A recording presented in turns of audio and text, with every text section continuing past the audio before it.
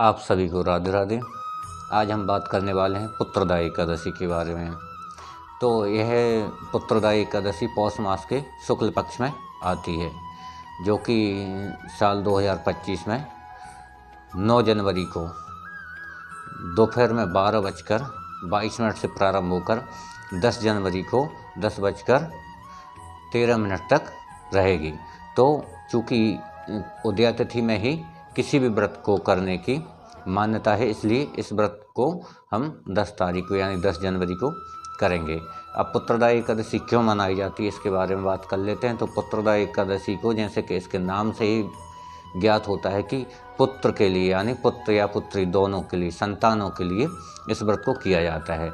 जिनको कई वर्ष तक शादी के कई वर्ष हो चुके हैं लेकिन संतान प्राप्ति नहीं हुई है, वो अगर पति पत्नी इस व्रत को करेंगे दोनों मिलकर, तो निश्चित ही एक सुयोग्य संतान की प्राप्ति उनको होती है।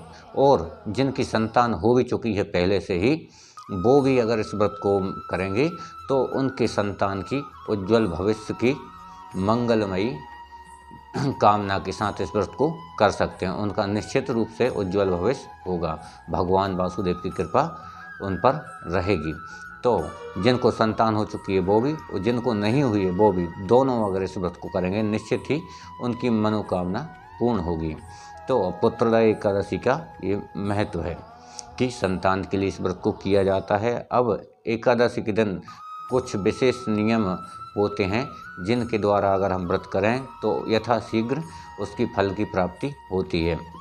जैसे कि एकादशी के दिन कहा जाता है कि उस दिन अन्न आहार नहीं किया जाता, यानी अन्न ग्रहण नहीं किया जाता।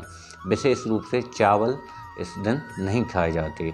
तो एकादशी को यथासंभव हो सके चावलों का परित्याग करें, अन्न का परित्याग करें और उस दिन निराहार ही रहें। यदि आपके शरीर की सामर्थ्यता नहीं है तो एक समय फलाहार आप ले सकते हैं। फलाहार में केवल फल अथवा नारियल का पानी अथवा दूध ये ले सकते हैं। बालक, वृद्ध और रोगी के लिए यह मान्य है। और जो शरीर से सक्षम है, जो शरीर से भूख सहन कर सकते हैं, उनको निराहार ही इस व्रत को करना चाहिए। और द्वादशी के दिन इसका पारायण करना चाहिए। प्रातःकाल उठकर भगवान का पूजन आदि करने के उपरांत ही भगवान को भोग लगाने के बाद भी अन्न ग्रहण करना चाहिए। तभी इस व्रत की सार्थकता है और इस व्रत की संपूर्ण फलों की प्राप्ति होती है।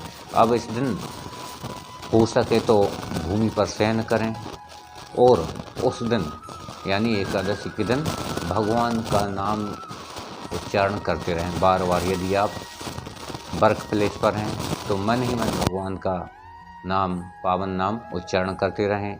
और यदि आप घर में हैं तो यथासंख्या जितनी भी आप नाम उच्चारण उस दिन करेंगे उसका 1000 गुना फल आपको प्राप्त होगा। रात्रि जागरण करें, रात्रि जागरण करते हुए भगवान की कथा सुने, मंगलमयी कथाएं सुने, या कथाएं संभव न हो तो भजन कीर्तन आदि भी कर सकते हैं।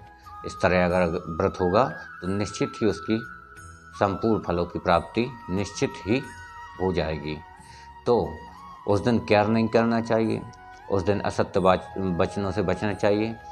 कोशिश करना चाहिए कि उस दिन हम किसी भी प्रकार का झूठ न बोलें, किसी का दिल न दुखाएं और किसी को हमारे द्वारा कोई क्षति न पहुँचे, ऐसा प्रयास करना चाहिए। उस दिन इन सभी चीज़ों से दूर रहना चाहिए। उस दिन तुलसी पत्र नहीं तोड़ना चाहिए, किसी वृक्ष को नहीं काटना चाहिए, किसी जीव हिंसा नहीं करनी चाहिए। इस प्रकार ये उस दिन करने से इन सब चीज़ों को बचना चाहिए, तभी इस व्रत की संपूर्ण सार्थकता होती है। जय श्री राम।